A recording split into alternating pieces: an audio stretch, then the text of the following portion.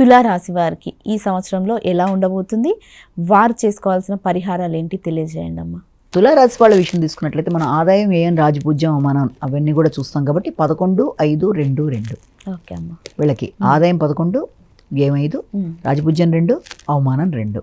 అయితే ఈ తులారాశి వాళ్ళకి గురుగ్రహ ప్రభావం వల్ల ఇయర్ స్టార్టింగ్లో రాగల ఒక 2 months పాటు, అంటే మళ్ళీ మిథునంలోకి వెళ్ళేదాకా ఉండే టైంలో వ్యక్తుల సహకారంతో కొంత ఇతరుల మీద విజృంభించడానికి చేసే ప్రయత్నాల వల్ల కొంత సమస్యలు అనేవి ఎదుర్కొంటారు. కనుక వీలైనంత వరకు ఆ కార్యక్రమంలో కొంత ఇదవుతూ ముందుకు వెళ్ళాలి.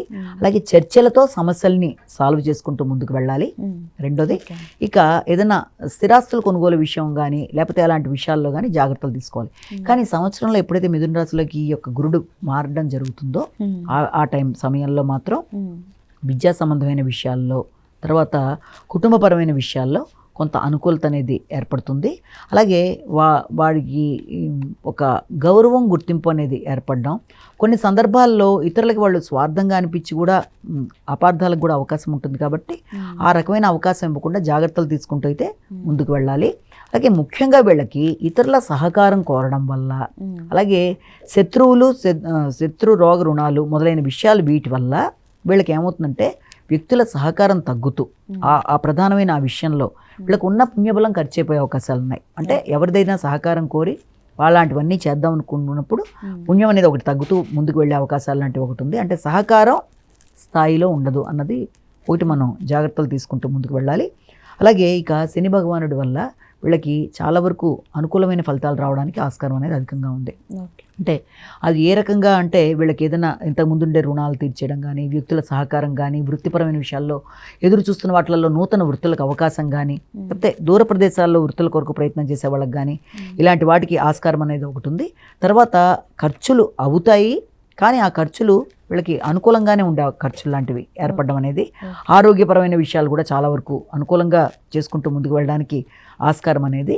అలాగే వ్యక్తులు వీళ్ళని ఇబ్బంది పెట్టకుండా వీళ్ళంత వరకు రుణాలు కూడా తీర్చేస్తారు. ఇంతకుముందు ఉన్న పాత బకాయిలు లాంటివి ఏమన్నా ఉంటే వాటిని తీర్చేయడానికి ప్రయత్నాలు చేస్తూ ముందుకెడతారు.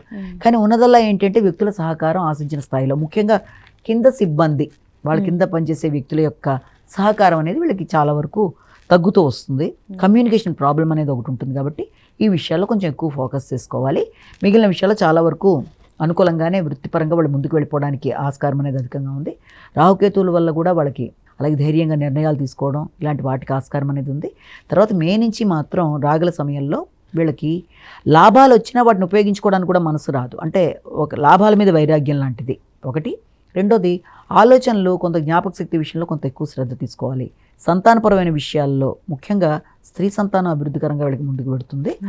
పురుష సంతానం విషయం మీద కొంత ఎక్కువ ఫోకస్ చేయవలసిన అవసరం, వాళ్ళ యొక్క అలవాట్ల ఆలోచనల విషయంలో కొంత ఫోకస్ చేస్తూ జాగ్రత్తగా ముందుకు వెళ్ళినట్లయితే అలాంటి సమస్యలు కూడా అధిగమించవచ్చు.